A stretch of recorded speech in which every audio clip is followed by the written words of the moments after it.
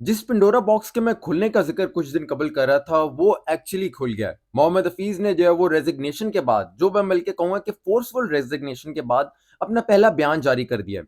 उन्होंने कहा है कि मैंने पाकिस्तान क्रिकेट को हमेशा से प्राइड और इज़्ज़त के साथ रिप्रेज़ेंट किया है।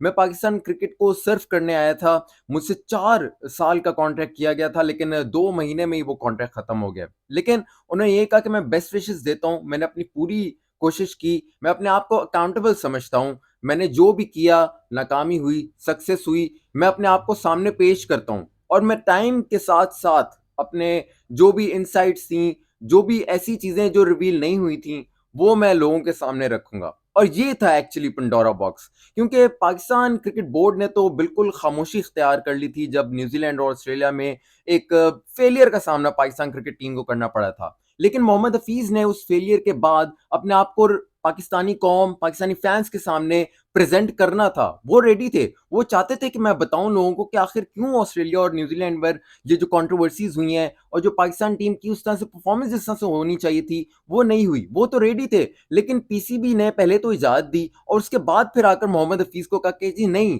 अभी आप जो है वो प्रेस कॉन्फ्रेंस ना करें, क्योंकि जो चेयरमैन है ज़का अशरफ वो तब्दील हो गए हैं और अब मालूम नहीं कि कब नया चेयरमैन आएगा और कौन नया चेयरमैन होगा, तो तब तक आप जो है वो खामोशी इख्तियार करें। ये इस तरह से जो है वो मोहम्मद हफीज़ को चुप करा दिया गया था। मोहम्मद हफीज़ ज़ाहिर-सी बात है वो चुप रहे, लेकिन ये जो चुप करवाया गया था ना, इससे एक सिग्नल दे दिया गया था, एक अलार्म बजा दिया गया था मोहम्मद हफीज़ के लिए कि भई अब आपकी सर्विसेज़ जो है वो हमें रिक्वायर्ड नहीं है। और ये एक तरह से बहुत ज़्यादा नाइंसाफ़ी है, क्योंकि मैं समझता हूँ जो न्यूज़ीलैंड और ऑस्ट्रेलिया के टूर पर जो कंट्रोवर्सी सामने आई थी रिगार्डिंग ये एनओसीज़ इश्यू, जिसमें पाकिस्तानी खिलाड़ियों ने मैनेजमेंट को कहा था कि जी आप एक कानून के मुताबिक सब खिलाड़ियों को ट्रीट करें। आप कुछ खिलाड़ियों को 3-3 लीग्स की एनओसीज़ दे रहे हैं और कुछ खिलाड़ियों को जो है वो आप 2 एनओसीज़ देते हैं और वो भी मुकम्मल तौर पे उनको लीग नहीं खेलने देते।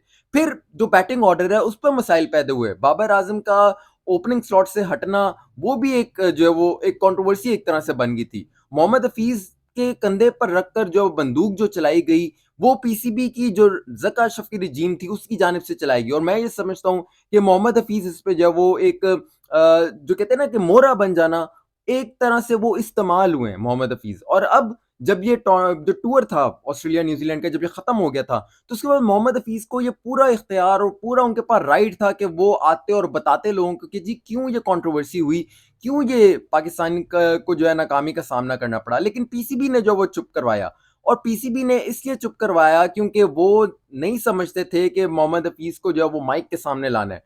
मोहम्मद हफीज़ को अगर माइक के सामने ले आए तो फिर आप समझे कि सबका जो भी सच है, जो भी हकायक हैं, जो रियलिटी है, जो फैक्ट है, वो सामने जो वो आ जाएगा। और पीसीबी तो ये चाहता ही नहीं है कि कभी कभी कोई सच जो है वो सामने आए। पीसीबी तो यही सच चाहता है कि हमेशा जो है वो ऑल फॉल और बस टाल मटोल करके लफ्जों में उलझा कर जो है वो बात आगे कही जाए, ताकि ताकि अनक्लियर हो। और सब कुछ यानी कि पीसीबी में, पाकिस्तान क्रिकेट बोर्ड में सब कुछ अच्छा है, पाकिस्तान क्रिकेट टीम में सब कुछ अच्छा है।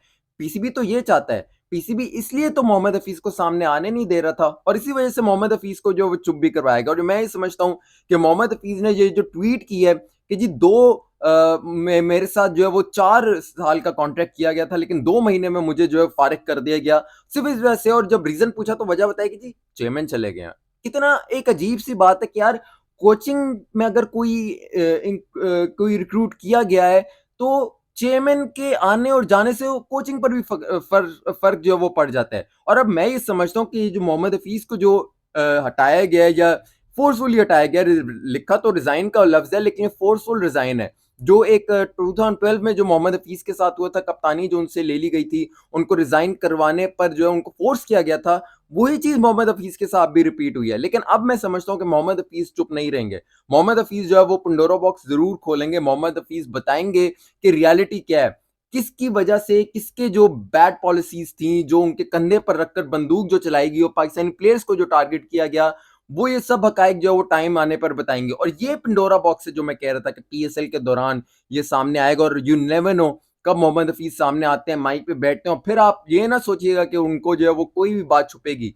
जो बात ऑस्ट्रेलिया न्यूजीलैंड टूर पर हुई थी वो सामने लाकर जो है वो सबको बताएंगे और फिर पता चलेगा पाकिस्तानी फैंस को कि पाकिस्तान क्रिकेट बोर्ड किस तरह से अपने ही बंदों को एक्सप्लॉइट करता है, अपने ही खिलाड़ियों को एक्सप्लॉइट करता है, अपने ही लेजेंड्स को जो है वो एक्सप्लॉइट करता है, कितनी बुरी तरह ट्रीटमेंट देता है। चेयरमैन यहाँ चेंज होते रहते हैं, लेकिन जो टॉप ऑफिशियल्स हैं, जो एक्चुअली स्टैब्लिशमेंट का हिस्सा है पाकिस्तान क्रिकेट बोर्ड की, वो वहीं के वहीं रहते हैं। उनको जो है वो एक्चुअली पॉइंट आउट करना चाहिए, उनका सफाया करना चाहिए, क्योंकि वो सफाया उनका होगा तो तभी पाकिस्तान क्रिकेट बोर्ड में जो है वो एक बेहतरी आएगी। और उम्मीद यही करता हूँ कि मोहसिन नकवी जो नए चेयरमैन है पाकिस्तान क्रिकेट बोर्ड के, वो 1-to-1 रिलेशनशिप बनाएंगे पाकिस्तानी क्रिकेट टीम के साथ, पाकिस्तानी प्लेयर्स के साथ, क्योंकि बहुत ज्यादा रिजर्वेशंस हैं इस टाइम पाकिस्तानी प्लेयर्स को पाकिस्तान क्रिकेट बोर्ड की पॉलिसीज पर। मोहसिन नकवी को बजाय कि वो किसी थर्ड पर्सन को बीच में बिठाएं जो जक्का अशरफ और नजम सिटी करते थे, उनको चाहिए कि खुद वो पाकिस्तानी प्लेयर्स के जो सीनियर प्लेयर्स हैं उनके साथ बैठे, उनके साथ बातचीत करें, उनके रिजर्वेशंस जो है वो सुने और फिर उसका जो सोल्यूशन निकालें। क्योंकि अगर वो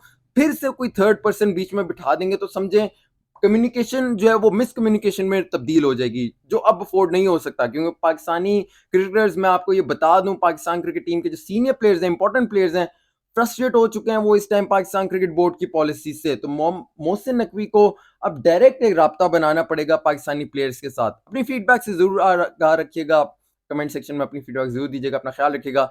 मुझे इजाजत दीजिए, अल्लाह हाफिज।